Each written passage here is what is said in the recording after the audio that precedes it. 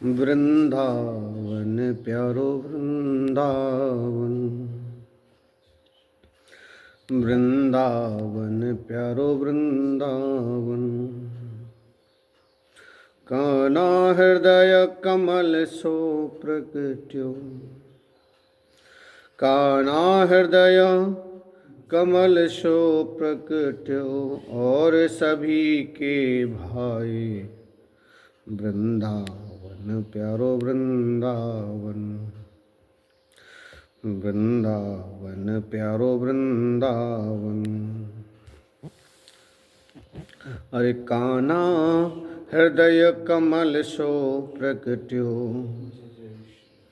काना हृदय कमल सो प्रगट्यो, और सभी के भाई वृंदावन प्यारो वृंदावन, वृंदावन प्यारो वृंदावन।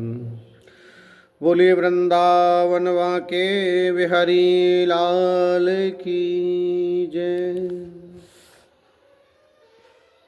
अकारण कारण ब्रह्मणलय भक्तवांचल कल्पतरु भगवान श्री कृष्ण की वांगमयी प्रतिमूर्ति श्री राधा रानी, प्रेम की करुणामयी श्री राधा रानी के चरणों में प्रणाम करते हुए समस्त कर्मों को भगवान श्री कर्मों कर कमलों के श्री चरणों में, करुणा निधान के श्री चरणों में समर्पण करते हुए मैं इस संक्षिप्त ब्रह्मवर्त पुराण के गणपति खंड का व्याख्यान करने जा रहा हूँ।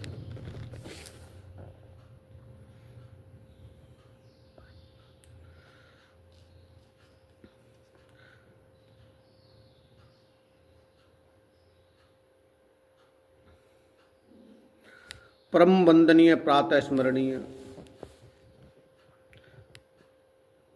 श्री हनुमान जी महाराज,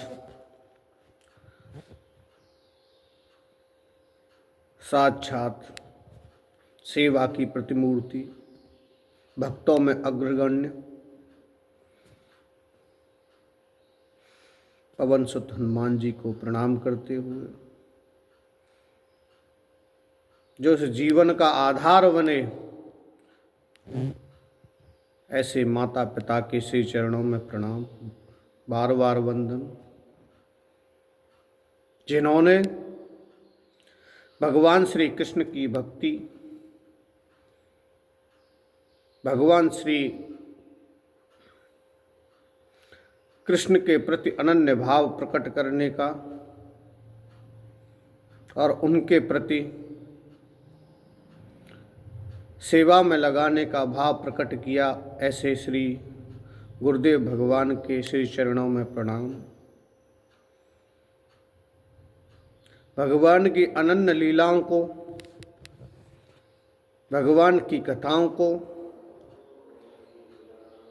अपने वक्तव्य के द्वारा सभी भक्तों तक पहुंचाने की जो मानसिक बुद्धि देने वाली है, माँ सरस्वती के चरणों में प्रणाम।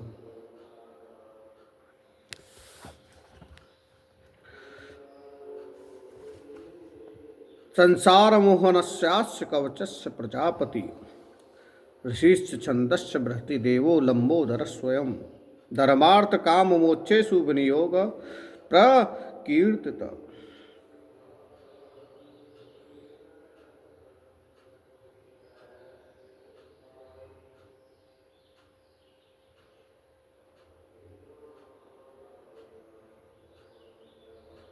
ये कवच सुन करके और बतला करके आगे की कथा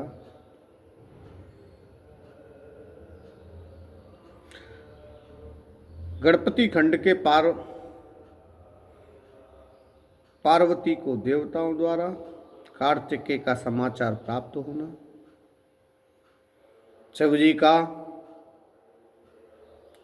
कृत्तिकाओं के पास दूतों को भेजना, वहाँ कार्तिकेय और नंदी का संवाद बड़े ही पावन कथा है।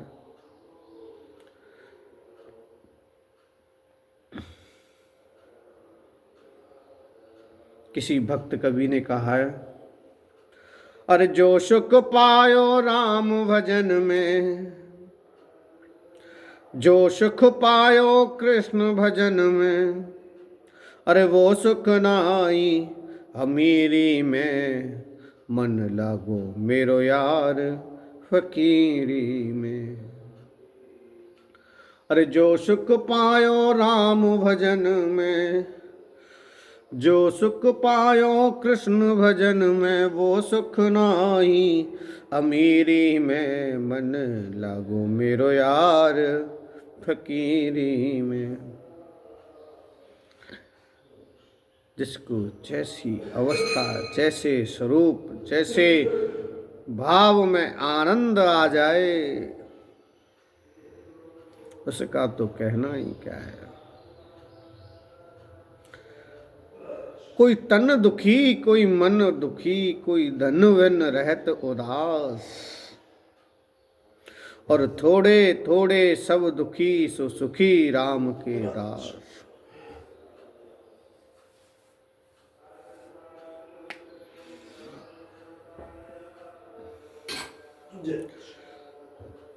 भगवान की कथा सुनने का और सुनाने का सौभाग्य प्राप्त होने पर व्यक्ति को यत्न करना चाहिए। राधे राधे राधे।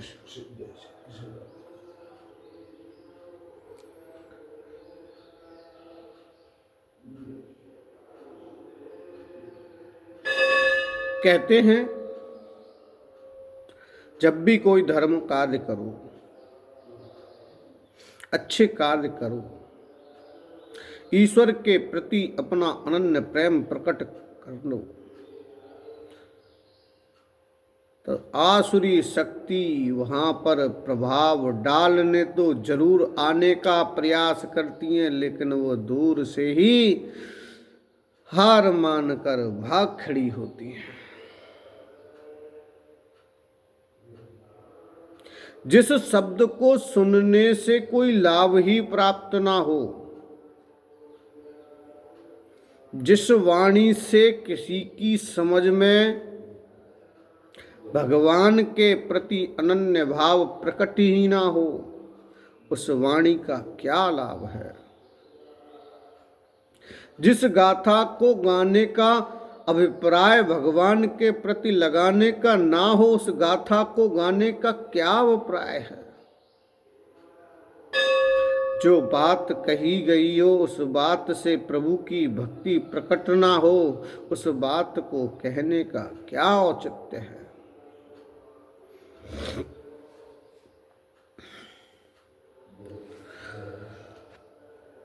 करोड़ों जन्मों के पुण्य उदय होते हैं, तब भगवान श्री कृष्ण की कथा श्रवण करने का और कहने का सौभाग्य प्राप्त होता है।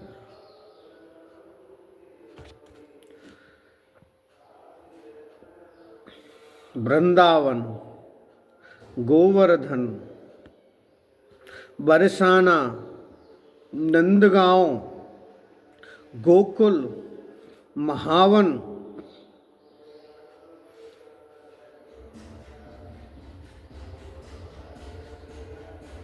दाऊजी,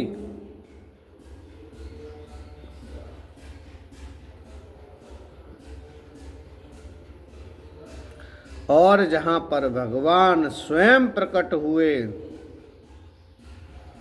ऐसी पावन स्थली मथुरा,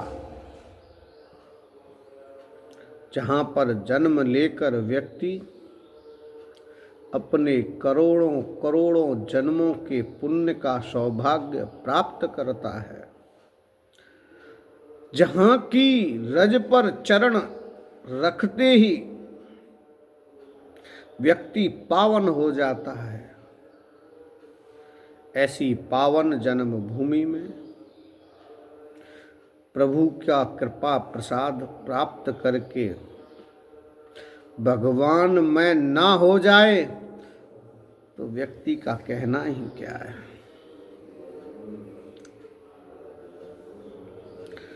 तदंतर पहले शंकर का वीर्य पृथ्वी पर गिरने से कार्तिकेय के उत्पन्न होने की बात आई है। उसी के संबंध में बात छिड़ने पर श्री धर्म ने कहा, भगवान, प्रकोप के कारण रति से उठते हुए शंकर जी का वह अमोघ वीर्य भूतल पर गिरा था, यह मुझे ज्ञात है। भूमि ने कहा, ब्राह्मण, उस वीर्य का वहन करना अत्यंत कठिन था, इसलिए जब मैं उसका भार सहन ना कर सकी तब मैंने उसे अग्नि में डाल दिया, अतः मुझ अबला को क्षमा कीजिए। अग्नि ने कहा, जगन्नाथ, मैंने भी उस वीर्य का भार उठाने में असमर्थ होकर उसे सरकंडों के वन में फेंक दिया। भला दुर्बल का पुरुषार्थ ही क्या और उसका यश ही कैसा। वायु ने कहा, विष्णु, स्वर्ण रेखा नदी के तट पर सरकंडों में घिरा हुआ वह वीर तुरंत ही अत्यंत सुंदर बालक हो गया। श्री सूर्य ने कहा, भगवान, काल चक्र से प्रेरित हुआ मैं उस रोते हुए बालक को देखकर अस्ताचल की ओर चला गया, क्योंकि मैं रात में ठहरने के लिए असमर्थ हूँ। हरे श्याम, राधे कृष्ण, राधे, जय श्री राम, जय राधे कृष्ण। चंद्रमा ने कहा, विष्णु, राधे कृष्ण। उसी समय कृत्तिकाओं का समुदाय वज्रकाश्रम में आ रहा था। उन्होंने उस रुदन करते हुए बालक को देखा और उसे उठाकर वे अपने भवन को चली गई। जल ने कहा, प्रभु, कृत्तिकाओं ने उस रोते हुए शिशु को अपने घर लाकर और उसके भूखे होने पर उसे अपने स्तनों का दूध पिलाकर बढ़ाया। वह शिवपुत्र सूर्य से भी अधिक प्रभावशाली था।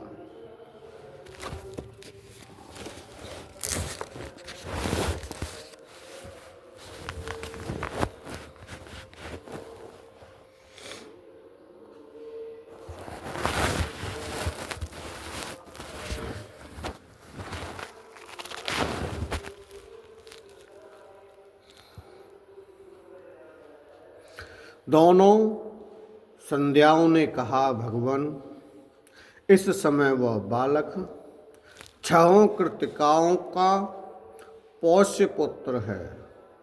उन्होंने स्वयं ही प्रेम पूर्वक उसका कार्तिकेय ऐसा नाम रखा है। रात्रि ने कहा, प्रभु, वे कृत्तिकाएं उस बालक को आँखों से ओझल नहीं करती हैं। उनके लिए वह प्राणों से भी बढ़कर प्रेम पात्र है, क्योंकि जो पालन करने वाला होता है उसी का वह पुत्र कहलाता है। दिन ने कहा, देव, जो वस्तुएं त्रिलोकी में दुर्लभ हैं और अपने स्वाद के लिए प्रशंसित हैं, उन्हीं को वे उस बालक को खिलाती हैं।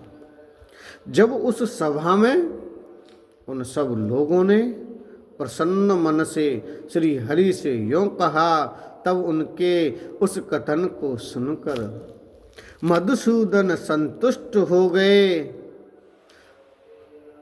पुत्र का पूरा समाचार पाकर पार्वती का मन हर्ष से खिल उठा। उन्होंने ब्राह्मणों को करोड़ों रत्न, बहुत सा धन और विभिन्न प्रकार के सभी वस्त्र दिए। तत्पश्चात लक्ष्मी, सरस्वती, सावित्री, मैना आदि सभी महिलाओं ने तथा विष्णु आदि सभी देवताओं ने ब्राह्मणों को धन दिया। श्री नारायण कहते हैं, मुने, पुत्र का समाचार मिल जाने पर जब विष्णु, देवगण, मुनि समुदाय और पर्वतों ने पार्वती सहित शंकर को प्रेरित किया, तब उन्होंने लाखों क्षेत्रपाल, भूत, बेताल, यक्ष, कुसमांड, ब्रह्म, राक्षस, डाकिनी, योगिनी और भैरवों के साथ महान बल पराक्रम कर संपन्न वीरभद्र, मया दत्त च द्रव्यं च यस्मै कस्मै न दास्यसि, परं वरं सर्वपूज्यं सर्वसंकटतारणम्।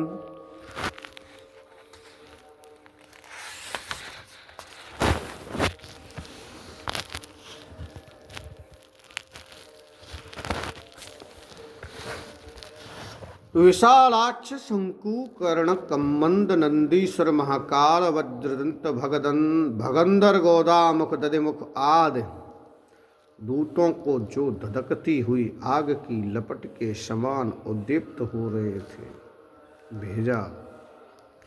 उन सभी शिवदूतों ने जो नाना प्रकार के शस्त्रों से सुसज्जित थे, शीघ्र ही जाकर कृतकाओं के भवन को चारों ओर से घेर लिया। उन्होंने देखकर सभी कृतकाओं का मन भय से व्याकुल हो गया। तब वे ब्रह्म तेज से उद्दीप्त होते हुए कार्तिकेय के पास जाकर कहने लगे,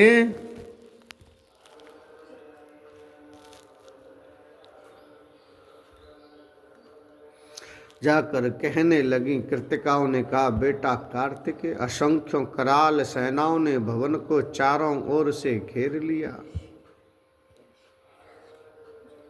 और हमें पता भी नहीं है कि ये किसकी हैं।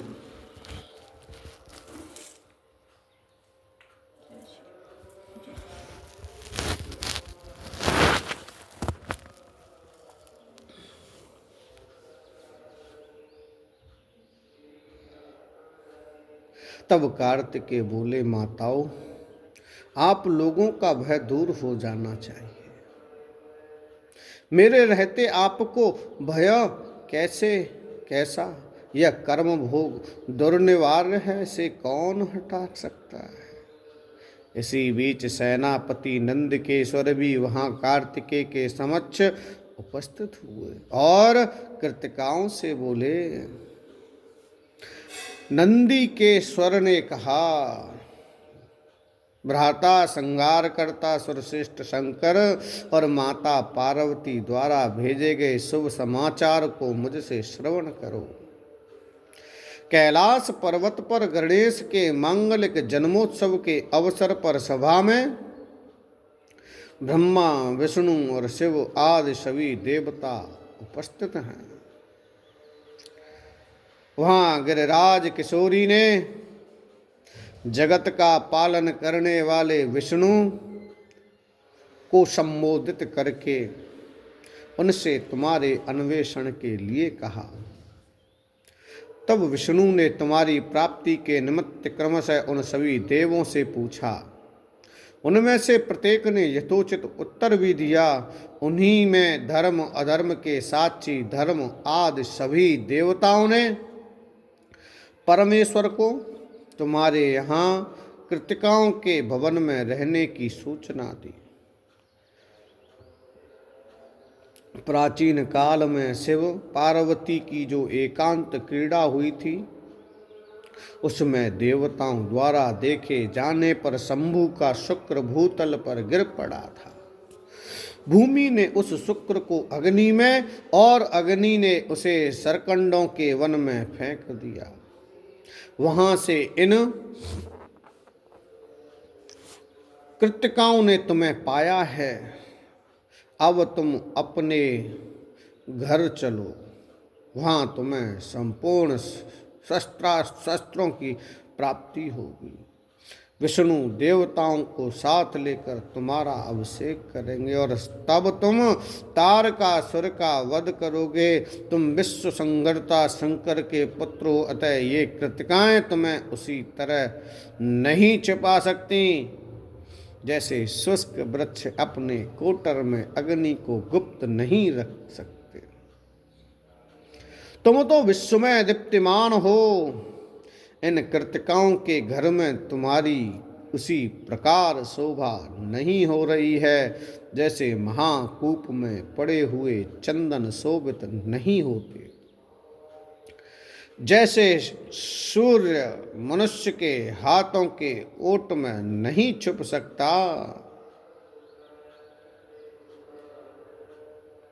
उसी तरह तुम भी इनके अंग तेज से आच्छादित न होकर जगत को प्रकाशित कर रहे हो। शुभनंदन, तुम तो जगदव्यापी विष्णु हो, अतः इन कृतिकाओं के व्याप्य नहीं हो।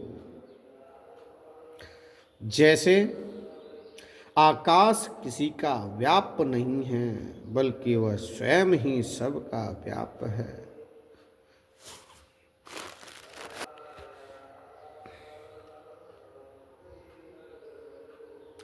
तुम विषयों से निर्लिप्त योगिंद्र हो तथा विश्व के आधार और परमेश्वर हो। ऐसी दशा में कृतिकाओं के भवन में तुम सर्वेश्वर का निवास होना उसी प्रकार संभव नहीं है जैसे क्षुद्र गौरैये का उदर में गरुण का रहना असंभव है। तुम भक्तों के लिए मूर्तिमान अनुग्रह तथा गुणों और तेजों की राशि हो। देवगण तुम्हें उसी तरह नहीं जानते जैसे योगहीन पुरुष ज्ञान से अनभिज्ञ होता है, जैसे मोहित चित्त वाले भक्तिहीन मनुष्यों को हरि की उत्कृष्ट भक्ति का ज्ञान नहीं होता, उसी तरह ये कृतिकाएं तुम्हें कैसे जान सकती हैं, क्योंकि तुम अनवर्चनीय हो। भ्राता, जो लोग जिसके गुण को नहीं जानते वे उसका अनादर ही करते हैं। जैसे मेढक एक साथ रहने वाले कमलों का आदर नहीं करते। कार्तिकेय ने कहा, भ्राता, जो भूत भविष्य वर्तमान तीनों कालों का ज्ञान है वह सब मुझे ज्ञात है। तुम भी तो ज्ञानी हो, क्योंकि मृत्युंजय के आश्रित हो। ऐसी दशा में तुम्हारी क्या प्रशंसा की जाए। भाई, कर्मानुसार जिनका जिन जिन योनियों में जन्म होता है वह उन्हीं योनियों में निरंतर रहते हुए निर्वृत्ति लाभ करते हैं। वे चाहे संत हों अथवा मूर्ख हों, जिन्हें कर्म भोग के परिणाम स्वरूप जिस योनि की प्राप्ति हुई है वे विष्णु माया से मोहित होकर उसी योनि को बहुत बढ़कर समझते हैं। जो सनातनी विष्णु माया सबकी आदि सर्वस्व प्रदान करने वाली और विश्व का मंगल करने वाली है, उन्हीं जग जननी ने इस समय भारतवर्ष में शैलराज की पत्नी के गर्भ से जन्म धारण किया है और दारुण तपस्या करके शंकर को पति रूप में प्राप्त किया है। ब्रह्मा से लेकर तृण पर्यंत सारी सृष्टि कृत्रिम है, अतएव मिथ्या ही है। सभी श्री कृष्ण से उत्पन्न हुए हैं और समय आने पर केवल श्री कृष्ण में ही विलीन हो जाते हैं। प्रत्येक कल्प में सृष्टि के विधान में मैं नित्य होते हुए भी माया से आबद्ध होकर जन्म धारण करता हूँ। उस समय प्रत्येक जन्म में जगत जननी पार्वती मेरी माता होती है। जगत में जितनी नारियां हैं वे सभी प्रकृति से उत्पन्न हुई हैं। उनमें से कुछ प्रकृति की अंशभूता हैं तो कुछ कलात्मिका तथा कुछ कलांश के अंश से प्रकट हुई हैं। ये ज्ञान संपन्ना योगिनी कृतिकाएं प्रकृति की कलाएं हैं। इन्होंने निरंतर अपने स्तन के दूध तथा उपहार से मेरा पालन पोषण किया है, अतः मैं उनका पोष्य पुत्र हूँ और पोषण करने के कारण ये मेरी माताएं हैं। साथ ही मैं उन प्रकृति देवी पार्वती का भी पुत्र हूँ, क्योंकि तुम्हारे स्वामी शंकर जी के वीर्य से उत्पन्न हुआ हूँ।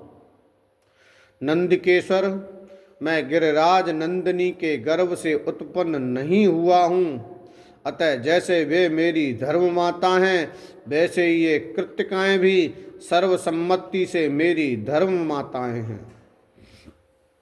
क्योंकि स्तन पिलाने वाली धाय, गर्भ में धारण करने वाली जननी, भोजन देने वाली पाचिका, गुरु पत्नी, अभीष्ट देवता की पत्नी, पिता की पत्नी, सौतेली माता, कन्या, बहन, पुत्रवधू, पत्नी की माता, सास, माता की माता नानी, पिता की माता दादी, सहोदर भाई की पत्नी, माता की बहन मौसी, पिता की बहन भुआ तथा मामी, ये 16 मनुष्यों की वेद विहित माताएं कहलाती हैं।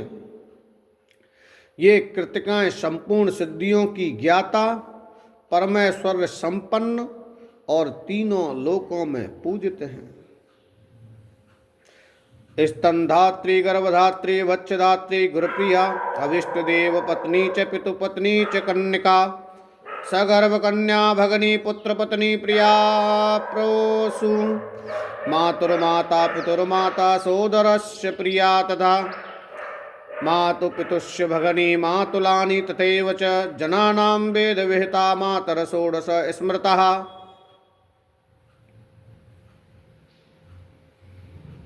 ये कृतिकाएं संपूर्ण सिद्धियों की ज्ञाता, परमेश्वर संपन्न और तीनों लोकों में पूजित हैं।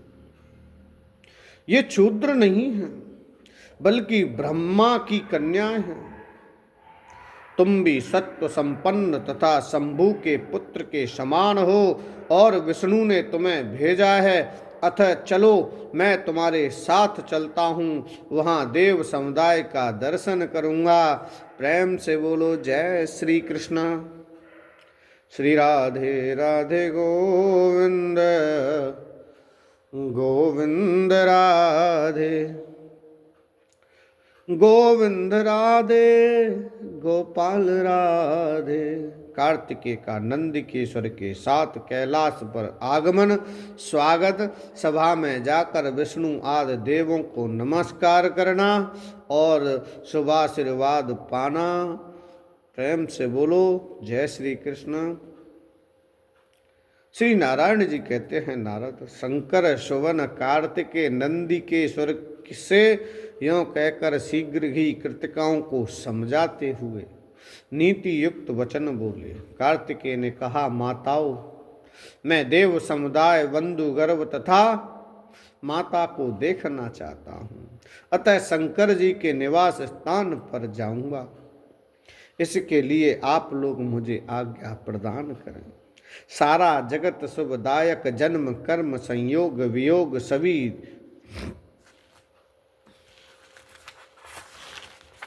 देव के अधीन है। देव से बढ़कर दूसरा कोई बलि नहीं है।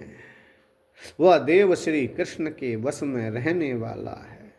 क्योंकि वे देव से परे हैं, इसलिए संत लोग उन ऐश्वर्यशाली परमात्मा का निरंतर भजन करते हैं। अविनाशी श्री कृष्ण अपनी लीला से देव को बढ़ाने और घटाने में समर्थ है। अविनाशी श्री कृष्ण अपनी लीला से देव को बढ़ाने और घटाने में समर्थ है। उनका भक्त देव के वशीभूत नहीं होता, ऐसा निर्णीत है। इसलिए आप लोग इस दुखदायक मोह का परित्याग कीजिए और जो सुखदाता मोक्षप्रद सार सर्वस्व जन्म मृत्यु के भय के विनाश करता, परमानंद के जनक और मोह जाल के उच्छेदक हैं, तथा ब्रह्मा विष्णु और शिव आदि सभी देवगण जिनका निरंतर भजन करते हैं, उन गोविंद की भक्ति कीजिए। इस भव सागर में मैं आप लोगों का कौन हूँ और आप लोग मेरी कौन हैं। संसार प्रभा का वह सारा कर्म फैन की भांति पुंजीभूत हो गया है। वस्तुतः कोई किसी का नहीं है। संयोग अथवा वियोग यह सब ईश्वर की इच्छा से ही होता है। यहाँ तक कि सारा ब्रह्मांड ईश्वर के अधीन है, वह भी स्वतंत्र नहीं है, ऐसा विद्वान लोग कहते हैं। सारी त्रिलोकी जल के बुलबुले के समान क्षणभंगुर है, फिर भी माया से मोहित चित्त वाले लोग इस अनित्य जगत में माया का विस्तार करते हैं। परंतु जो श्री कृष्ण परायण संत हैं, वे जगत में रहते हुए भी वायु की भांति लिप्त नहीं होते। इसलिए माताओं, आप लोग मोह का परित्याग करके मुझे जाने की आज्ञा दीजिए। यूं कहकर ऐश्वर्यशाली कार्तिकेय ने उन कृतिकाओं को नमस्कार किया और फिर मन ही मन श्री हरि का स्मरण करते हुए शंकर जी के पार्षदों के साथ यात्रा के लिए प्रस्थान किया। इसी बीच उन्होंने वहां एक उत्तम रथ को देखा। वह बहुमूल्य रत्नों का बना हुआ था, जिसे विश्वकर्मा ने भली भांति निर्माण किया था। उसमें स्थान स्थान पर माणिक्य और हीरे जड़े गए थे, जिससे उसकी अपूर्व शोभा हो रही थी। पारिजात पुष्पों की मालावली से वह शोभित था। मणियों के दर्पण तथा श्वेत चवरों से वह अत्यंत उद्भासित हो रहा था और चित्रकारी युक्त रमणीय क्रीड़ा भवनों से वह भली भांति सुसज्जित था। वो मनोहर तो था ही, उसका विस्तार भी बड़ा था। उसमें 100 पहिए लगे थे। उसका वेग मन के समान था और श्रेष्ठ पार्षद उसे घेरे हुए थे। उस रथ को पार्वती ने भेजा था। उस रथ पर कार्तिकेय को चढ़ते देखकर कृतिकाओं का हृदय दुख से फटा जा रहा था। उनके केस खुल गए थे और वे शोक से व्याकुल थीं। सहसा चेतना प्राप्त होने पर अपने सामने इस कंद को देख वे अत्यंत शोक के कारण ठगी सी रह गईं। फिर वही भयवश उन्मत्त की भांति कहने लगी। कृतिकाओं ने कहा, हाय अब हम लोग क्या करें, कहाँ चली जाएं बेटा, हमारे आश्रय तो तुम ही हो। इस समय तुम हम लोगों को छोड़कर कहाँ जा रहे हो? यह तुम्हारे लिए धर्म संगत बात नहीं है। हम लोगों ने बड़े स्नेह से तुम्हें पाला पोसा है, अतः तुम धर्मानुसार हमारे पुत्रों, भला उपयुक्त पुत्र मात्र वर्गों का परित्याग कर दे, यह भी कोई धर्म है? यो कहकर सभी कृतिकाओं ने कार्तिकेय को छाती से चिपका लिया और पुत्र वियोगजन्य दारुण दुख के कारण वे पुनः मूर्छित हो गए। मुने,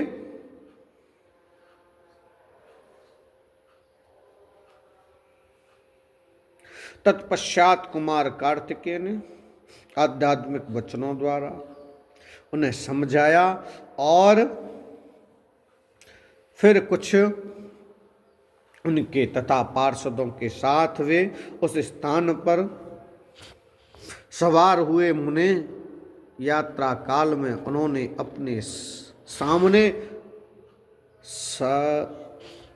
सांड गजराज घोड़ा, जलती हुई आग, भरा हुआ स्वर्ण कलश, अनेक प्रकार के पके हुए फल, पति पुत्रों से युक्त स्त्री, प्रदीप, उत्तम मणि, मोती, पुष्पमाला, मछली और चंदन, इन मांगलिक वस्तुओं को वाम भाग में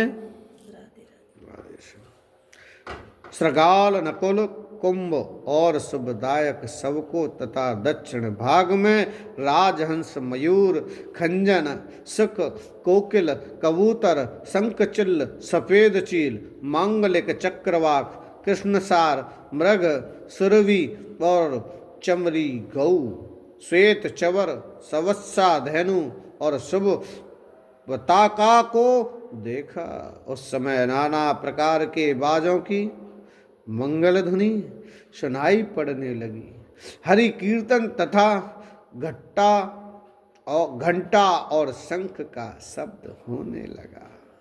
इस प्रकार मंगल शकुनों को देखते तथा सुनते हुए कार्तिकेय आनंद पूर्वक उस मन के समान वेगशाली रथ के द्वारा क्षण मात्र में ही पिता के मंदिर पर जा पहुंचे।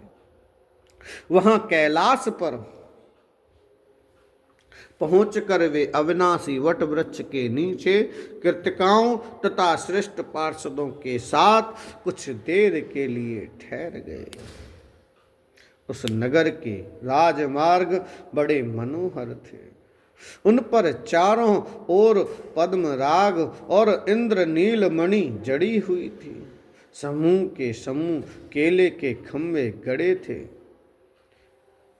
जिन पर रेशमी सूत में गुथे हुए चंदन के पल्लवों की बंधनवार लटक रही थी। वह पूर्ण कुंभों से सुशोभित था। उस पर चंदन मिश्रित जल का छिड़काव किया गया था। असंख्यों रत्न प्रदीपों तथा मणियों से उसकी विशेष शोभा हो रही थी। वह सदा उत्सवों से व्याप्त, हाथों में धूप और पुष्प लिए हुए बंदियों और ब्राह्मणों से युक्त तथा पति पुत्रवती साध्वी नारियों से समन्वित था। समस्त मंगल कार्य करके पार्वती देवी, लक्ष्मी, सरस्वती, दुर्गा, सावित्री, तुलसी, रति, अरुंधति, अहिल्या, दिति, सुंदरी, तारा, अदिति, शतरूपा, सची, संध्या, रोहिणी, अनसुईया, सुहा, संज्ञा, वर्णपत्नी, आकुति, प्रसूति, देवहूति, मेनका, एक रंग तथा एक प्रकृति वाली मैनाक, पत्नी वसुंधरा और मनसा देवी को आगे करके वहां आई। तदंतर देवगण, मुनि समुदाय, पर्वत, गंधर्व तथा किन्नर सब के सब आनंद मग्न हो कुमार के स्वागत में गए। महेश्वर भी नाना प्रकार के बाजों, रुद्रगणों, पार्षदों, भैरवों तथा क्षेत्रपालों के साथ वहां पधारे। तत्पश्चात शक्तिधारी कार्तिकेय पार्वती को निकट देखकर हर्ष गदगद हो गए। उस समय वे तुरंत ही रथ से उतर पड़े और सिर झुकाकर उन्हें प्रणाम करने लगे। तब पार्वती ने कार्तिकेय को देखकर लक्ष्मी आदि देवियों, मुनि पत्नियों और शिव आदि सभी से यत्न पूर्वक परम भक्ति के साथ संभाषण किया और उन्हें अपनी गोद में उठाकर वे चूमने लगी। फिर शंकर, देवगण, पर्वत, शैल पत्नियों, पार्वती आदि देवियों तथा सभी मुनियों ने कार्तिकेय को शुभाशीर्वाद दिया। तदंतर कुमार गणों के साथ शिव भवन में आए। वहां सभा के मध्य में उन्होंने क्षीर सागर में शयन करने वाले भगवान विष्णु को देखा। वे रत्नावरणों से विभूषित हो रत्न सिंहासन पर विराजमान थे। ब्रह्मा, इंद्र, चंद्रमा, सूर्य, अग्नि, वायु आदि देवता उन्हें घेरे हुए थे। उनका मुख प्रसन्न था तथा उस पर थोड़ी थोड़ी मुस्कान की छटा छा रही थी। वे भक्तों पर अनुग्रह करने के लिए कातर हो रहे थे। उन पर श्वेत चवर डुलाया जा रहा था और देवेंद्र तथा मुनीन्द्र उनका स्तवन कर रहे थे। उन जगन्नाथ को देखकर कार्तिकेय के सर्वांग में रोमांच हो आया। उन्होंने भक्ति भाव पूर्वक सिर झुकाकर उन्हें प्रणाम किया। इसके बाद